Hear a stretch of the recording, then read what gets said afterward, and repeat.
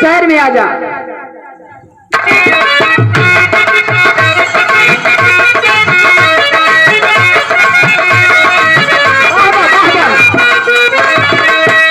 हमारे पुरनिया हमारे यहाँ के बुजुर्ग लोग बोले हैं साहब,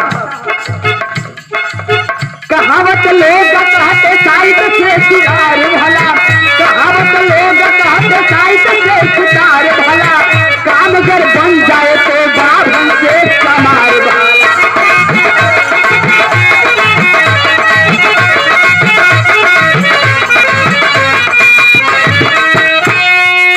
नक्षत्र ग्रह पदरा पंडित का बताता है, नक्षत्र ग्रह पदरा पंडित का बताता है, मुँह में बच्चा है पतरे में जीत है जाता है। बताता पतरा ही भूकंप पानी आंधी है, बताता पतरा ही भूकंप पानी आंधी है, अंधविश्वास का खंडवाद से बड़े बाज।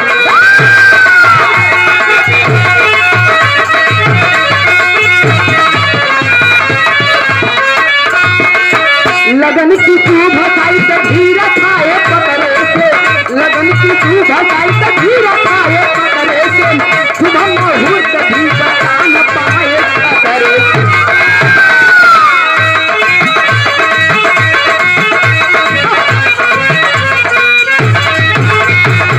ए बाबू, आज के डेट में भैया लोगों अगर पैसा लगा के घर बनवाएंगे हम, हमारे पढ़े लिखे बुद्धिजीव लोग बैठे हैं, पैसा लगा के घर बनवाएंगे हम, लेकिन गृह प्रवेश के लिए पंडित को बुलाएंगे।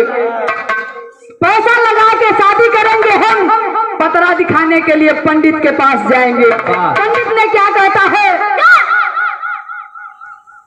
हे लगनिया के इस लगन को न आंधी है न पानी है न भूकंप है, कुछ भी नहीं है, शादी